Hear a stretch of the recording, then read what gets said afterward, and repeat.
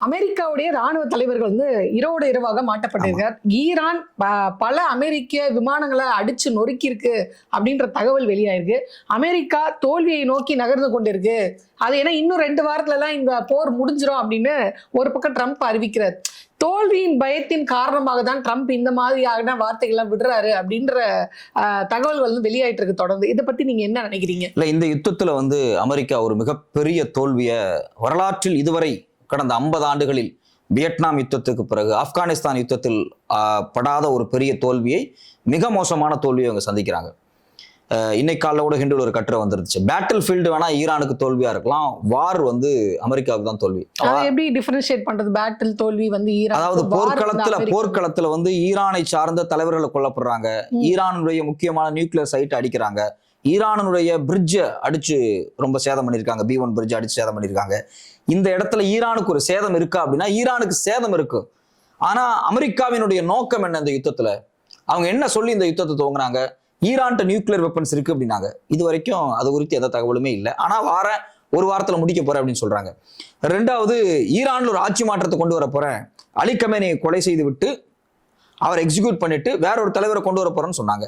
Ali Khamenei கொண்டுட்டாங்க, வேற ஆட்சியை கொண்டு வந்துட்டாங்கன்னா இல்ல, அலி கமேனியுடைய மகன் தான் வந்திருக்கிறார். ஸோ அப்போ யுத்தத்தில் ஈரான் ஜெயிச்சிருக்கும். ஆனா பேட்டில் ஃபீல்ட்ல ஈரானுக்கு காயங்கள் இருக்குமானா இருக்கும். அந்த காயத்தை சைனா எப்படி ரெக்டிஃபை பண்ணவோ பண்ணிக்குவாங்க. இந்த தோல்வியை மறைக்கிறதுக்கு தான் நேத்தைக்கு அவசரமாக அமெரிக்காவினுடைய ராணுவ தளபதி அவரையே வந்து மாத்துறாங்க. அவர் பேர் பாத்தீங்கன்னா ஜெனரல் ராண்டி ஜார்ஜ். இவரை மாத்துறது யாருன்னு பாத்தீங்க அப்படின்னா அமெரிக்காவினுடைய டிஃபென்ஸ் செக்ரட்டரி பீட் ஹெஸ்ட். இந்த பீட் ஹெஸ்ட் அப்படிங்கிறவர் வந்து ட்ரம்புக்கு மிக மிக மிக நெருக்கமானவர். பென்டகனுடைய தலைவர் அவர் தான். யார் டிஃபென்ஸ் ஹெட்டா இருக்காங்களோ அவங்க தான் பென்டகனுக்கு ஹெட்டா இருப்பாங்க. இந்த பீட் ஹெஸ்ட் வந்ததுக்கு பிறகு கடந்த ஒரு மாதத்துக்குள்ள மட்டும் நிறைய அதிகாரிகள் மாற்றப்பட்டிருக்கிறாங்க. குறிப்பாக கடந்த ஒரு 7-8 மாதத்தில் மிக முக்கியமான 8 அதிகாரிகள் மாற்றப்பட்டிருக்கிறாங்க. இந்த மாசத்துல மட்டும் பாத்தீங்க அப்படின்னா ஜெனரல் டேவிட் எம் ஹோண்டே மாற்றப்பட்டிருக்கிறார். அவர் வந்து head of the army transformations and training command, அதாவது ஒட்டுமொத்த ராணுவத்தில் ரொம்ப முக்கியமான பதவி வைத்தவர் ஜெனரல் டேவிட், அவர் மாற்றப்பட்டிருக்காரு. Major general William Green junior மாற்றப்பட்டிருக்கிறார். இது இல்லாம 8 பேர் மாற்றப்பட்டிருக்காங்க. எதற்காக இந்த மாதிரி மாத்திட்டே இருக்காங்க? ஆக்சுவலி இதெல்லாமே இவங்க வந்து தோக்க போறாங்க. ஒரு முக்கியமான விஷயம் என்ன அப்படின்னா, அமெரிக்காவில் ட்ரம்பினுடைய இந்த போக்கு இருக்கு இல்லையா, ராணுவ போக்கா இருக்கட்டும், அவர் எடுக்கக்கூடிய முடிவுகளா இருக்கட்டும், உளவுத்துறை அவர் டீல் பண்ற விதமா இருக்கட்டும், ராணுவத்தை அவர் டீல் பண்ற விதமா இருக்கட்டும், ராணுவத்தில் இருக்கக்கூடிய உளவு பிரிவில் இருக்கக்கூடிய அமெரிக்காவினுடைய எக்ஸிக்யூட்டிவ்ல இருக்கக்கூடிய பல பேருக்கு இதுல உடன்பாடு கிடையாது. நீங்க அமெரிக்கா முழுக்க மிகப்பெரிய போராட்டம் நடந்துட்டு இருக்கு. உடன்பாடு இல்லாம தான் இத்தனை நாள் வந்து போர்ல அவங்கள பங்கெடுத்துக்கிட்டு வேற வழி இல்லாம இப்ப நீங்க கிட்டத்தட்ட 15 நாட்களுக்கு முன்னாடி பாத்தீங்கன்னா யுஎஸ்னுடைய கவுண்டர் டெரரிசத்தினுடைய ஹெட் அவர் வந்து ரிசைன் பண்ணிட்டு வெளியே போறாரு. அவர் வந்து ட்ரம்ப் 2ஆம் முறை வந்ததுக்கு பிறகு அவர் இருந்தாரு. ஆனா அவர் என்ன சொல்லிட்டு போறாரு? இந்த யுத்தத்தை நடத்த வேண்டிய தேவையே கிடையாது, ஈரான் எந்த வகையிலும் அமெரிக்காவுக்கு பாதிப்பு ஏற்படுத்தாது அப்படின்னு அமெரிக்காவினுடைய உளவு பிரிவு தகவல் இருக்கும்போது எதற்காக இவ்வளவு வேகமாக இந்த யுத்தத்தை இவர்கள் துவங்கினார்கள்? இந்த யுத்தம் இஸ்ரேலுக்காக துவங்கப்பட்டது அப்படின்னு அவர் பேசிட்டு ரிசைன் பண்ணிட்டு வெளியே போயிட்டாரு. ஸோ இது மாதிரி பல பேர்த்த அவங்க தூக்குறதுக்கு முக்கியமான ஒரு காரணம் என்ன அப்படின்னா, அமெரிக்க ராணுவத்துக்குள்ள ஒரு இன்ஸ்டபிலிட்டி இருக்கு. ஒரு சாரர் இந்த யுத்தத்தை ஆதரிக்கிறாங்க, ஒரு சாரர் இந்த யுத்தத்தை ஆதரிக்கல. அப்ப இப்ப ஆதரிக்கிறவங்களா பார்த்து இவர் உள்ள எடுத்துட்டு இருக்காரு. அதைத்தான் செய்யறாங்க. இப்ப நீங்க என்ன அப்படின்னா, இந்த பீட் ஹெஸ் இருக்காரு இல்லையா, டிஃபென்ஸ் செக்ரட்டரி, இவர் வந்து ஒரு முக்கியமான நிறுவனத்தின்ல அந்த நிறுவனத்தினுடைய பங்குல பல $1 மில்லியன் முதலீடு பண்றாரு. அந்த நிறுவனம் என்ன அப்படின்னு பாத்தீங்கன்னா லாக்ஹீட் மார்டின் அப்படிங்கக்கூடிய ஒரு மிகப்பெரிய ஆயுத உற்பத்தி பண்ணக்கூடிய நிறுவனம். இந்த ஆயுத உற்பத்தி பண்ணக்கூடிய நிறுவனத்துல இவர் நிறைய முதலீடு பண்றாரு. இந்த ஆயுத உற்பத்தியாளர்களோட கடந்த ஒரு மாதத்தில் 2 முறை ட்ரம்ப் கூட்டம் நடத்தி இருக்கிறார். அவங்களோட பர்சனலா ஒயிட் ஹவுஸ்ல மீட்டிங் நடத்திருக்காரு, பென்டகன்ல மீட்டிங் நடத்திருக்காரு. எதுக்கு நடத்துறாரு அப்படின்னா, இந்த ஆயுத வியாபாரிகள் அமெரிக்காவில் ராணுவத்தில் இருக்கக்கூடிய ஒரு குறிப்பிட்ட டிபார்ட்மெண்ட் ஆஃப் வார்ல இருக்கக்கூடிய ஒரு குறிப்பிட்ட செக்டார் இருக்கக்கூடிய அதிகாரிகள், செனட்டர்ஸ்ல ஒரு குறிப்பிட்ட சதவீதம், எக்ஸிகியூட்டிவ்ல ஒரு குறிப்பிட்ட சதவீதம், இவங்க எல்லாரும் சேர்ந்து, இவங்க எல்லாம் இஸ்ரேலுடைய லாபியில் இருக்கக்கூடியவங்க, இவங்க எல்லாரும் சேர்ந்து இந்த யுத்தத்தை நடத்துறாங்க. இது அமெரிக்க மக்கள் ஏத்துக்கல. அமெரிக்காவில கிட்டத்தட்ட 3200 இடத்துல கடந்த வாரம் ரேலி நடக்குது. ஆமா, பெரிய போராட்டங்கள், ட்ரம்போடைய உருவ பொம்மையை எரிக்கிறது, அந்த மாதிரியான விஷயங்கள் நம்ம தொடர்ந்து இவங்க எல்லாத்தையும் கைது பண்ணுங்க அப்படின்னு சொல்லி ஒரு பெரிய பட்டியலை வெளியிடுறாங்க. அந்த பட்டியல்ல டிஃபென்ஸ் செக்ரட்டரி பீட் ஹெய்த்தோட பேர் இருக்கு. அது மட்டும் இல்லாம அட்டார்னி ஜெனரலோட பேர் இருக்கு. அதுல செக்ரட்டரி ஆஃப் ஸ்டேட்டோட பேர் இருக்கு. எல்லாத்து பேரையும் வெளியிட்டு இவங்க எல்லாத்தையும் கைது பண்ணுங்க அப்படின்னா அந்த மக்கள் போராடுறாங்க. ஒரு பக்கம் போராட்டம் இருக்கு, சொந்த நாட்டுல இருக்கக்கூடிய அதிகாரிகளே வந்து ட்ரம்ப் கைது பண்ணிட்டு இருக்காரு. இது ஒரு பக்கம் இருந்தாலும் ஈரான் அமெரிக்காவுடைய ராணுவ விமானங்களை ரொம்ப மோசமாக தாக்கி இருக்கிறாங்க அப்படின்ற தகவல் கடந்த 48 ஹவர்ஸ்ல மேக்ஸிமம் 24 ஹவர்ஸ்ல பாத்தீங்கன்னா F-15E ஸ்ட்ரைக் ஈகிள் ஜெட்ஸை வந்து அடிச்சு நொறுக்கி இருக்காங்க. 2 ஜெட் அடிக்கப்பட்டிருக்கு. F-35ல 2 அடிக்கப்பட்டிருக்கு. இது இல்லாம US CH-4 அப்படிங்கக்கூடிய பிளாக் ஹார்ட் ஹெலிகாப்டர் 2 அடிக்கப்பட்டிருக்கு. இது இல்லாம A-10 US ஏர்கிராஃப்ட், இது வந்து தண்டர்போல்ட் வார்த்டாக்னு சொல்லுவாங்க, குவைத்தில் அடிக்கப்பட்டிருக்கு. இப்போ இது எல்லாமே பாத்தீங்க அப்படின்னா அமெரிக்க ராணுவத்தில் அமெரிக்க விமானப்படையினுடைய முக்கியமான விமானங்கள். இதுல குறிப்பா நான் என்ன சொல்றேன் அப்படின்னா F-35 இருக்கு பாத்தீங்களா, இது வந்து கிங் ஆஃப் ஏர்ஃபோர்ஸ் சொல்லுவாங்க. பல நாடுகள் இந்த F-35 வாங்குவதற்காக இதை உற்பத்தி பண்ணக்கூடிய அமெரிக்காவினுடைய ஆயுத நிறுவனமான லாக்ஹீட் மார்ட்டினோட வந்து ஒப்பந்தங்கள் போட்டிருக்காங்க. சோ அந்த ஒப்பந்தங்கள் அன்னைக்கு வந்து மிக மோசமா பாதிக்கப்படுது. கடந்த அமெரிக்காவுக்கு பெரிய இழப்பா இருக்கும் இல்ல, இந்த இன்னைக்கு மட்டும்தான் இந்த 24 ஹவர்ஸ்ல இந்த லாக்ஹீட் மார்ட்டினுடைய பங்கு 4% இறங்கி இருக்கு. ஏன்னா இந்த ஏர்கிராப்டை தயாரிக்கிறது இந்த நிறுவனம் தான். ஆனா ஒரு முக்கியமான விஷயம் என்னன்னா, இந்த யுத்தத்தை துவங்குவதற்கு ஒரு ஆண்டுக்கு முன்னாடி ஒரு பங்கின் விலை, யாரு இந்த லாக்ஹீட் மார்ட்டினோட பங்கின் விலை, நிறுவனத்தினுடைய ஆயுத உற்பத்தி நிறுவனத்தினுடைய பங்கின் விலை $410 இருந்துச்சு. ஆனா இந்த யுத்தம் துவங்கி கிட்டத்தட்ட இந்த யுத்தம்ங்கிறத சொல்றேன்னா இந்த ஒரு ஆண்டுகளில் ஈரானுக்கும் அமெரிக்காவுக்குமான முரண்பாடு அப்படிங்கிறது நேரடியாக ஒரு யுத்தத்துக்கு வர்றதுக்கு ஒரு வருஷத்துக்கு முன்னாடியே அமெரிக்காவினுடைய டிபார்ட்மெண்ட் ஆஃப் வார் வந்து சில முடிவுகளை எடுத்திருக்கிறாங்க. இந்த யுத்தத்தை ஆதரிக்க வேண்டும், இந்த யுத்தம் வேண்டும், இந்த யுத்தம் வேண்டாம் அப்படிங்கிற முடிவு. ஸோ இந்த பல்ஸை புரிஞ்சுக்கிட்டே பார்த்தீங்க அப்படின்னா அந்த கம்பெனியினுடைய பங்கு வந்து கிட்டத்தட்ட $559 உயர்ந்திருக்குது.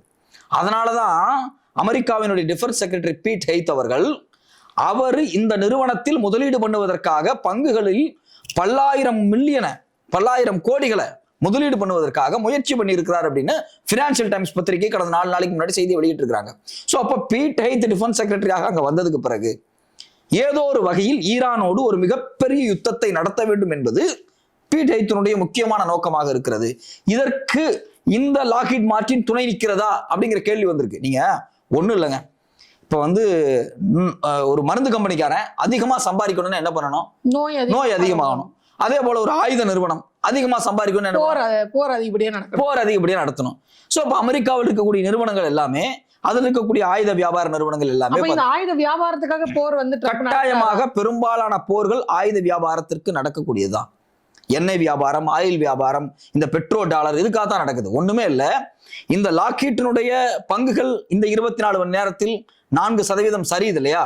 இதுல முக்கியமான விஷயம் என்ன அப்படின்னா, இந்த நிறுவனம் தான் பாத்தீங்கன்னா லாக்ஹீட் ஸ்பேஸ் செக்மெண்ட் அப்படின்னு சொல்லிட்டு நேத்துக்கு நாசா வந்து ஒரு சேட்டலைட் அனுப்பிச்சாங்க இல்லையா, அதை இந்த நிறுவனம் தான் உருவாக்கியது. இது இல்லாம ஓரியன்ட் ஸ்பேஸ் கிராஃப்ட் இருக்கு பாத்தீங்களா, இதை முழுக்க டிசைன் பண்ணக்கூடியது இவங்க தான். நேத்தைக்கு நாசா அனுப்பிய அந்த சேட்டலைட்டை உருவாக்கியது இந்த லாக்ஹீட் ஸ்பேஸ் டெக்னாலஜிஸ் தான், இந்த நிறுவனம் தான், இவங்களுடைய செக்மெண்ட் தான். சோ அப்போ ஆயுத நிறுவனங்கள் இருக்காங்க இல்லையா, அவங்களுடைய பங்கு இந்த யுத்தத்தில் மிக முக்கியமானது. அமெரிக்கால மக்கள் ஏத்துக்கலங்க. அமெரிக்காவில் இருக்கக்கூடிய ராணுவ அதிகாரிகளே சில பேர் ஏத்துக்கல. அங்க இருக்கக்கூடிய ராணுவ சோல்ஜர்ஸ், மரைன்ஸ், அவங்களுக்கு இதுல விருப்பம் இல்லை. ஆனா இந்த யுத்தத்தை ஏன் நடத்துறாங்க? இஸ்ரேலுங்கிற ஒரு நாடு, அந்த ஒரு நாட்டினுடைய லாபி, அந்த ஒரு நாட்டினுடைய லாபம், இஸ்ரேலை ஹமாஸ் அடிக்கிறாங்க.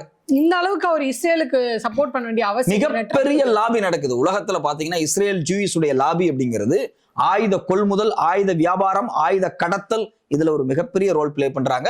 இதுல மொசாத் ஒரு பெரிய ரோல் பிளே பண்ணுது. நேத்தைக்கு F-35 அடிச்சு நொறுக்கி இருக்கிறாங்க. F-35 அப்படிங்கிறது வந்து ஒரு சாதாரண விமானம் கிடையாது. 5th ஜெனரேஷன் அட்வான்ஸ்டு விமானம். அது ஈரானுக்குள்ள வருது, ஈரான் அடிச்சு தூக்கி எறிகிறாங்க. ரொம்ப அடிச்சு நொறுக்குறாங்க. இதுல முக்கியமான விஷயம் என்ன அப்படின்னா, 2 நாட்களுக்கு முன்னாடி பாத்தீங்க அப்படின்னா இதே அமெரிக்காவினுடைய மிக முக்கியமான விமானமான போயிங் E-3 செனட்ரி அடிச்சாங்க. இந்த E-3 சென்ட்ரி அப்படிங்கிறது சாதாரண ஏர்கிராஃப்ட் கிடையாது. அது வந்து ஏர்கிராஃப்டே கிடையாது, அது சண்டைக்கு போறது கிடையாது. அது ஒரு கம்யூனிகேஷன் சென்டர். அவர் ரொம்ப விரிவான அது குறித்து கூட ஒரு வீடியோல பேசியிருந்தேன். அந்த விமானத்தினுடைய விலையே 3000-4000 கோடி வரும். அதை வெறும் ஒரு 18 லட்சம் ரூபாய் மிசைலை வச்சு அடிச்சு நொறுக்கிட்டாங்க ஈரான் அடிச்சதுல.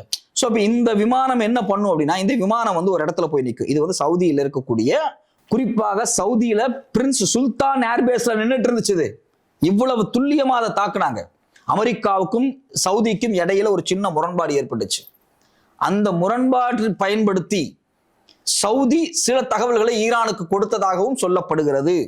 அப்போ சவுதியினுடைய துணையை வைத்துக்கொண்டு ஈரான் அந்த ஏர்கிராஃப்ட் அடிச்சது அப்படிங்கிறது ஒரு ஃபிளைட் போயிருச்சு அப்படிங்கிறது இங்க முக்கியம் இல்ல. அந்த ஒரு ஃபிளைட் மொத்த யுத்தத்தையும் கோஆர்டினேட் பண்ணும். இப்போ வந்து கடல் வழியில வந்து USS ஆப்ரஹாம் லிங்கன் நிற்கும், மிகப்பெரிய கப்பல். ஒரு நாளைக்கு அதனுடைய செலவே 2 to 2.5 கோடி வருது. அந்த பக்கம் பார்த்தீங்க அப்படின்னா வந்து பெர்ஷியன் கல்ஃப் பக்கத்துல மெடிட்டரேனியன் சீல வந்து ஃபோர்டு நின்றுச்சு. அது ஒரு நாளைக்கு 6 கோடி ரூபா செலவு பண்ண அந்த கப்பலுக்கு. வெறும் செலவு மட்டும், யுத்தம் இல்லை, நார்மலாவே 6 கோடி செலவு பண்ணணும். அந்த 2 கப்பல் அடுத்தது எங்க நகர்த்தணும் அப்படிங்கிறத கம்யூனிகேட் பண்ற இடத்துல இது ஒரு சென்டர் மாதிரி செயல்படும்.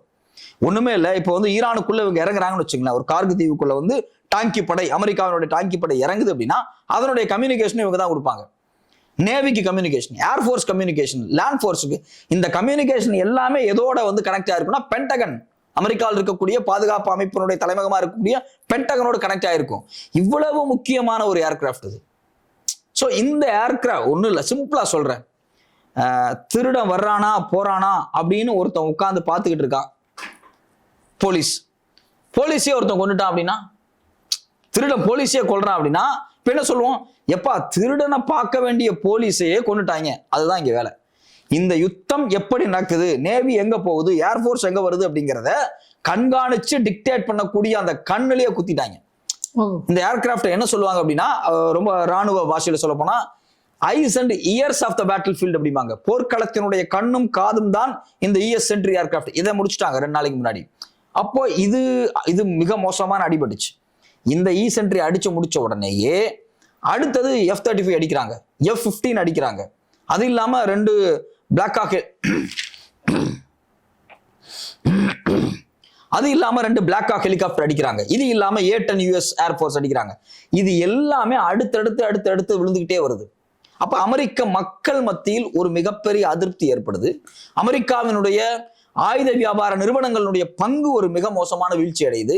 இது எல்லாத்தையும் சரி கட்டுறதுக்கு இவங்க என்ன பண்றாங்க அப்படின்னா, உடனுடனே ஏதோ இப்ப இருக்கக்கூடிய அதிகாரி ஒரு தனிப்பட்ட, இப்ப நம்ம ஊர்ல ஒரு தீவு, எனக்கு நீங்க சொல்றதெல்லாம் வச்சு பார்க்கும்போது இந்த மாற்றம், அதாவது அதிகாரிகள் மாற்றம் அப்படின்றது எப்படி இருக்குன்னா, இவ்வளவு நாள் இருந்த அதிகாரி சரியில்லை, இப்ப நான் புதுசா அதிகாரி போட்டிருக்கேன், இனிமே எங்களோட தாக்குதலை மட்டும் பாரு அப்படின்ற மாதிரி ஒரு பிம்பத்தை கொண்டு வராங்களோ, கோஆர்டினேட் பண்ணலையோ அப்படிங்கிற ஒரு இமேஜ் அவங்க ஏற்படுத்துறாங்க.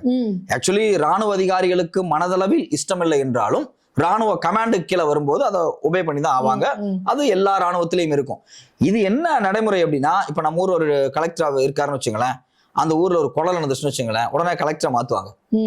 கொலைக்கும் கலெக்டருக்கும் அவர் லா அண்ட் ஆர்டர் பார்க்கல, அது இதுங்கள ஒரு கொலைக்கு ஒரு பிரச்சனையாகி ஒரு கொலை எஸ்கலேட் ஆகுதுன்னு வச்சுங்களேன், உடனே மாத்துவாங்க. அது ஒரு சம்பிரதாயமா, ஒரு வேற ஒருத்தர் வந்துட்டாரு, ஒரு பயங்கரமா செயல்படுவாரு அப்படிங்கிற நம்பிக்கையை மக்கள்கிட்ட ஏற்படுத்துறதுக்காக தான். அதே போலதான் இந்த யுத்தத்துல ஜெனரல் ராண்டி ஜார்ஜை தூக்கிட்டு வேற ஒருத்தர் நபரை, யாரு, பீட்டர் ஹெய்த்துக்கு முக்கியமான நபர் ஒருத்தரை கொண்டு வரதுக்கான முயற்சிகள் இங்க நடந்துட்டு இருக்கு. சோ அப்ப இந்த யுத்தத்தில் ராணுவ ரீதியாக அமெரிக்கா மிக மோசமான பின்னடைவை சந்திச்சுட்டே வர்றாங்க. அதாவது ஸ்ட்ரெய்ட் ஆஃப் ஹார்முஸை கடந்து அந்த 55 கிலோமீட்டர் கடந்து எந்த கப்பலும் வரக்கூடாது.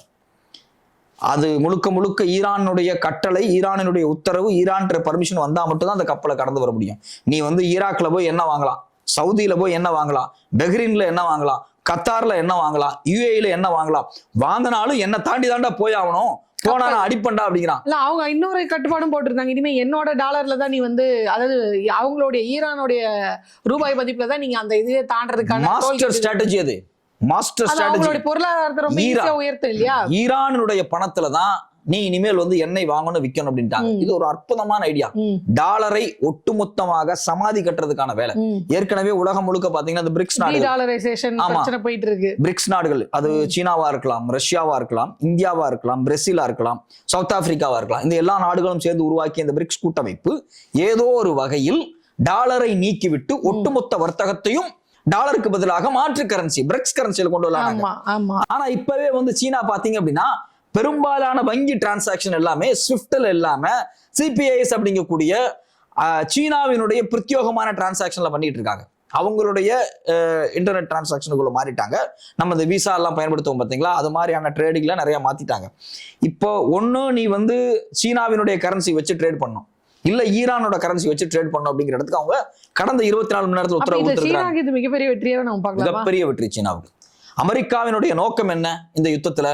சைனாவை பலவீனப்படுத்தணும். சைனாவினுடைய ஒட்டுமொத்த பெட்ரோல், ஹீலியம், எல்பிஜி, எல்என்ஜி எல்லா தேவையும் ஈரானை நம்பி இருக்கு ஒரு பர்டிகுலர் பெர்சன்டேஜ்.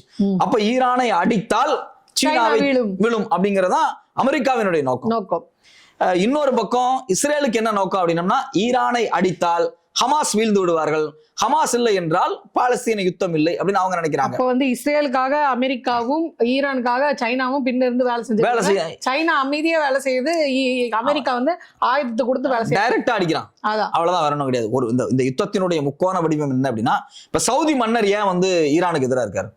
அவருக்கு என்ன பிரச்சனைனா, அவர் பல லட்சம் கோடி சொத்து வச்சிருக்கிறார்.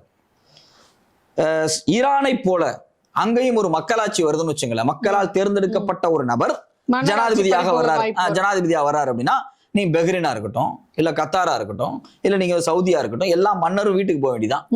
பல லட்சக்கணக்கான கோடி சொத்து வச்சிருக்கான். 20 லட்சம் 25 லட்சம் மன்னராட்சிக்கு ஒரு முடிவு வந்துடும். சோ இதனால இவங்க என்ன நினைக்கிறாங்க அப்படின்னா, ஈரானை பார்த்து, ஷியா ஆட்சியை பார்த்து இங்கேயும் ஒரு இஸ்லாமிக் ரெவல்யூஷன் வந்துடக்கூடாது அப்படிங்கிற நோக்கம் சவுதியோ மற்ற அரபு நாடுகளுக்கு இருக்கு. இஸ்ரேலுக்கு ஹமாஸை காலி பண்ணணும், அது மட்டும் இல்லாம ஹவுத்தீஸை காலி பண்ணணும் அப்படிங்கிற எண்ணம் அவங்களுக்கு இருக்கு. அமெரிக்காவுக்கு சைனாவை காலி பண்ணணும் அப்படிங்கிற எண்ணம் இருக்கு. இப்ப இவ்வளவு எண்ணத்தோடு அரபு நாடுகள், ஈரானை தவிர்த்த மற்ற அரபு நாடுகளும், அதே போல இஸ்ரேலும், அதே போல அமெரிக்காவும், இவங்க எல்லாரும் ஒன்னா சேர்ந்து இந்த யுத்தத்தில் மிகப்பெரிய அடி ஈரானை அடிக்கிறார்கள். ஆனா ஒரே ஒரு நாடு ஈரான் இவங்களை எல்லாத்தையும் சரி கட்டுது. அவங்களுக்கு இத்தனை ஆயுதங்கள், இத்தனை இதெல்லாம் வந்து பெரிய மீறி அடிக்கிறாங்க, அமெரிக்காவே ஓட விடுறாங்கன்றீங்க, இதெல்லாம் எங்க இருந்து அந்த ஆயுதம்? இல்ல, ஈரான் வந்து ஆர்கானிக்காகவே பேலிஸ்டிக் மிசைல்ஸை தயாரிக்கக்கூடிய ஒரு தேசம். அவங்க தான் வெளிப்படையா சொல்றாங்க, இந்த சண்டைக்காக நான் 20 வருஷமா வெயிட் பண்ணிருந்தேன் அப்படிங்கிறாங்க.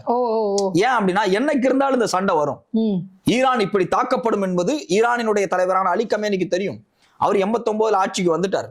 79 கொமேனி வந்தாரு, அவர் இறந்தாரு 10 வருஷத்துல. அதுக்கு பிறகு அலி கமேனி வர்றாரு. அவர் இப்படிப்பட்ட ஒரு சூழல் இந்த மண்ணுக்கு வரும் என்று, ஒரு புராதனமான தேசம், 6000 ஆண்டு பழமையான தேசம், எப்படி தமிழனாகிய நமக்கு ஒரு வரலாறு இருக்கோ, அந்த வரலாறு நம்ம பெருமையா பேசுறோமோ, நம்மை விட ஒரு வரலாறு படைத்தவர்கள் ஈரானியர்கள். இதை சொன்னா நம்ம நாட்டில் கோச்சுக்குவாங்க, அது வேற கதை. ஆனா நமக்கு இணையான வரலாறுன்னு சொல்லலாம். சரி, நமக்கு இணையான வரலாறு கொண்டவர்கள் ஈரானியர்கள், சமரசம் பண்ணிக்கலாம். ஈரானியர்களுக்கு அவ்வளவு பெரிய வரலாறு இருக்கு, ஒரு புராதன எழுதப்பட்ட வரலாறே இருக்கு அவங்களுக்கு. அப்போ அந்த வரலாறு இருக்கு பாத்தீங்களா. அப்படிப்பட்ட ஒரு தேசம் இப்படிப்பட்ட ஒரு கிரைசிஸ்ல ரொம்ப உறுதியா நிக்குது. 20 ஆண்டுகளாக இந்த யுத்தத்துக்காக தயாரானாங்க. அலி கமேனியை கொலை செய்து விட்டால் யுத்தம் முடிஞ்சுன்னு சொன்னாங்க. அலி கமேனியை கொன்னு 3 மணி நேரம் கழிச்சு ஈரான் சண்டையை துவங்குது. அலி லெஜானி தான் மூளை, அலி லெஜானியை கொண்டு விடலாம் என்று இந்த யுத்தம் துவங்கி 2 வாரத்துல அலி லெஜானியை கொன்னாங்க. அலி லெஜானியை கொன்னதுக்கு அப்புறம் இந்த யுத்தம் இன்னும் வீரியம் அடையுது. அப்போ அவர் கிட்டத்தட்ட ஒரு 3-4 கட்ட அதிகார மட்டத்தை உருவாக்கி வைத்து விட்டு போயிருக்கிறார் அலி கமேனி. ஒருத்தர் மட்டும் தூக்குனா நீ ஒண்ணும் பண்ண முடியாது, அடுத்தடுத்து ஆள் வந்துட்டே இருப்பாங்க. பேட்ச் பேட்சா ஒரு ஆர்மி, ஒரு பேலிஸ்டிக் மிசைல் டீமா இருக்கட்டும், ஒரு நேவி டீமா இருக்கட்டும், இன்டெலிஜென்ஸ் டீமா இருக்கட்டும், இல்ல வந்து கார்டியன் கவுன்சிலா இருக்கட்டும், எக்ஸிகூட்டிவ் கவுன்சிலா இருக்கட்டும், எல்லாத்துலயும் ஒரு பேட்ச் ஆளை செட் பண்ணி வச்சு போயிருக்கிறாரு. இந்த யுத்தம் இன்னும் 5 வருஷம் நடந்தாலும் ஈரான் நின்று சண்டை பிடிக்க முடியும்.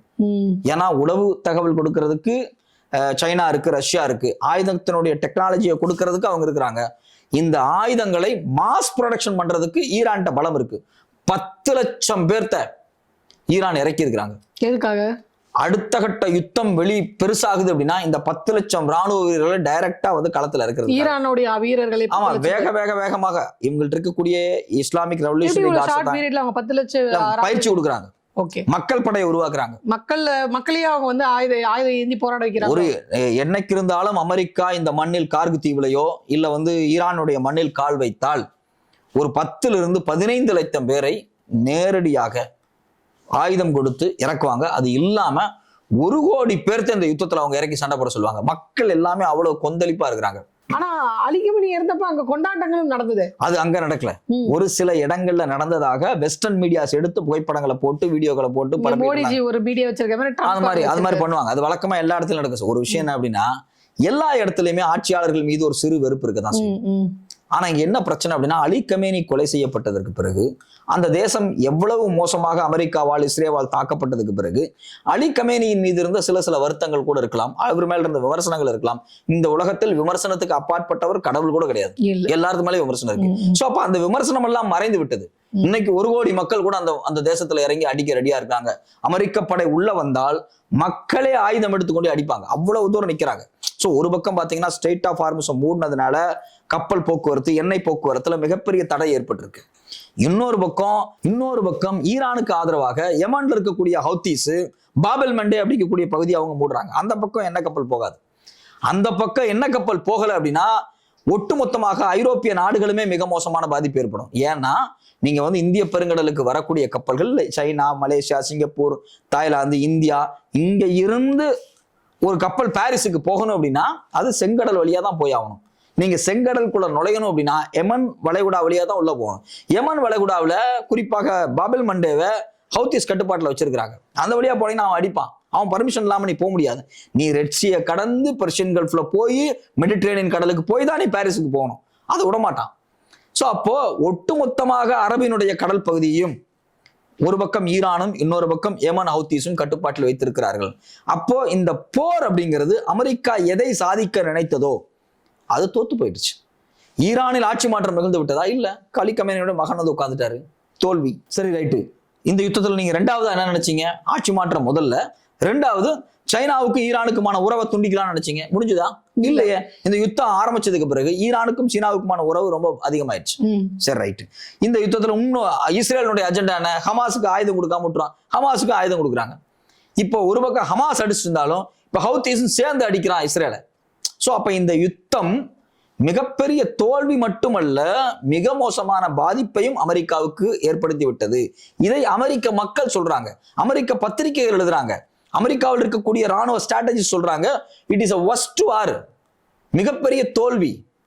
அப்போ இந்த பேட்டில் ஃபீல்டுல ஈரானுக்கு பாதிப்பு ஏற்பட்டாலும் வார்ல ஈரான் ஜெயிச்சிருச்சு. சோ இந்த வெற்றியை மறைப்பதற்காக தொடர்ச்சியா பேசிட்டே இருக்காரு ட்ரம்ப். அவர் என்ன சொல்றாருன்னா, இன்னும் 2 வாரத்துல உக்கிரமா இருக்கும், பயங்கரமான சண்டை வரும். நீ இதை சொல்லி, ட்ரம்ப் இதை சொல்லி 48 மணி நேரம் கூட ஆகல, அமெரிக்கா சண்டை வரல. அமெரிக்கா உக்கிரமான சண்டை வந்துருச்சு. ஆனா ஈரான் சண்டை போடுது. அதான் ஈரான் உக்கிரமா அடிக்குது. சொன்னவர் அமைதியா இருக்கு, சொன்னவர் ஒண்ணும் பண்ணல. ட்ரம்ப் சொன்னாரு, சொல்லிட்டு அவரு வேலை செய்யுது. ஆமா, ஆனா உக்கிரமான சண்டையை ஈரான் போடுது. ஈரான் கிட்டத்தட்ட ஒரு 4 ஜெட்ஸ் 2 ஹெலிகாப்டர் அடிச்சு நொறுக்கிட்டாங்க. இவ்வளவு வேகமா ஈரான் மூர்க்கமாகிறது காரணம் என்ன அப்படின்னா, ஈரானினுடைய பாலத்தின் மீது போட்ட குண்டுகள், அதெல்லாம் மிகப்பெரிய தவறு. ஒரு குழந்தைகள் படிக்கக்கூடிய பள்ளிக்கூடம், மருத்துவமனை, பாலம், பவர் பிளான்ட், அதாவது கரண்ட் உற்பத்தி பண்ணக்கூடிய இடங்கள், நீர்நிலைகள், இது மாதிரிலாம் யாரு குண்டு போடுவாங்க அப்படின்னா தீவிரவாதிகள் தான் போடுவாங்க. போருக்குன்னு சில யுக்திகள் இருக்கு, அதை எதையுமே அவங்க ஃபாலோ பண்ணல. போருக்குன்னு ஒரு நெறிமுறை இருக்கு. அதான் ஒரு காலத்திலயுமே அமெரிக்காவோ இஸ்ரேலோ போர் நெறிமுறைகளை ஃபாலோ பண்ணல. ஈரான் இதில் போர் நெறிமுறைகளை ஃபாலோ பண்ணாங்க. அவங்க இந்த யுத்தம் துவங்குறதுக்கு முன்னாடியே சொன்னாங்க, எங்க மேல கை வச்சீங்கன்னா அமெரிக்காவினுடைய சொத்துக்கள் எங்கெங்கெல்லாம் இருக்குதோ எல்லாத்தையும் அடி பண்ணாங்க. அப்போ எங்கெங்க அடிச்சாங்க? சவுதி அடிச்சாங்க, கத்தார் அடிச்சாங்க, பஹ்ரைன் அடிச்சாங்க. மக்கள் அடிக்கலையே, எல்லாம் அமெரிக்க ராணுவ பேசத்தான் அடிச்சாங்க. சவுதி ராணுவ பேச கூட அடிக்கல. துபாயில இப்ப தெரிஞ்ச உறவு முறையினர் கூட அங்கதான் வேலை செஞ்சுட்டு இருக்காங்க. இன்னும் யாருக்கு கிளம்பி இந்தியாவுக்கு எல்லாரும் அங்கதான் இருக்காங்க. நம்ம கம்யூனிகேட் பண்ணும்போது என்ன சொல்றாங்க அப்படின்னா, நாங்க சேஃப்டியா தானே இருக்கிறோம், ஏன்னா ராணுவ தளவாடங்களின் மீது தான் குண்டு போட்டுட்டு இருக்காங்க. ஆனா இவங்க அமெரிக்கா ஒரு இன அழிப்பெல்லாம் செஞ்சுட்டு இருக்காங்க. அமெரிக்கா குழந்தைகள் மேல குண்டு போட்டாங்க, அமெரிக்கா மருத்துவமனை மேல குண்டு போட்டாங்க. அப்போ இந்த போரில் ஒரு தீவிரவாத தன்மையோட செயல்படுறது யாரு அப்படின்னா, ராணுவத்தையே தீவிரவாத இயக்கமா மாத்தி, எந்த விதமான அடிப்படையான அறமுமே இல்லாம செயல்படுறது இஸ்ரேலும் அமெரிக்காவும் தான். இஸ்ரேலுக்கு ஒரு நாளும் அறம் கிடையாது, அமெரிக்காவும் அறம் இல்லாம தான் செயல்படுறாங்க. மனிதாபிமானம் அது இதுன்னு பேசுவாங்க, ஆனா எப்ஸ்டைன் மாதிரியான ஒரு மோசமான குழந்தைகளை விபச்சாரத்துக்கு பயன்படுத்துறது, பாலியல் சுரண்டலுக்கு பயன்படுத்துறது, பாலியல் சுரண்டலுக்கு பயன்படுத்துற வேலையை அமெரிக்கா தான் பார்க்கும். குழந்தைகள் மேல குண்டு போடுறது அமெரிக்கா தான் பார்க்கும், மருத்துவமனை மேல குண்டு போடுறது அமெரிக்கா தான் பார்க்கும், மக்கள் பயன்படுத்தக்கூடிய பாலத்தின் மீது குண்டு போடுறது அமெரிக்கா தான் பார்க்கும். இந்த வேலையெல்லாம் செய்யறாங்க. அப்போ இந்த போரில் இவர்கள் மிக மோசமான தோல்வியை சந்திக்கிறார்கள். அதனால ஈரானின் மேல கண்ணா பின்னாடி குண்டை போட்டுட்டு எஸ்கேப் ஆயிரான்னு பாக்குறாங்க. ஆனா ட்ரம்ப் மட்டும் கிடையாது, ஒட்டுமொத்த அமெரிக்காவினுடைய அந்த மனிதாபிமான முகம்னு ஊருக்குள்ள சொல்லிருக்காங்கல்ல, எல்லாமே கிழிஞ்சு தொங்குது. இன்னும் 1 வாரம் 2 வாரத்திற்குள் அமெரிக்கா இதைவிட மோசமான அடி வாங்கும். ஸோ இன்னும் அமெரிக்கா இந்த மாதிரியான பாதிப்புகள் உள்ளாக போது. இவர் இப்ப புதுசா ஆளெல்லாம் வேற மாத்திருக்காரு ட்ரம்ப் அவர்கள். ஆமா. இவருக்கு வேண்டியப்பட்டவர்களாக கொண்டு வந்து அதிகாரத்துல உட்கார வச்சிருக்காரு. ஸோ இதுக்கு மேல இவங்க என்ன மாதிரி நடவடிக்கை மூவ் பண்ண போறாங்க, போர் இன்னும் என்ன உச்சமாக போகுது, 2 வாரத்துல முடியும்னு இருக்காங்க. உண்மையிலே 2 வாரத்துல முடிய போதா இல்லையா அப்படின்றத இனி வரும் நேர காலங்கள்ல பொறுத்து இருந்து பார்ப்போம். நேரத்துக்கு கருத்துக்கு நன்றி. நன்றி.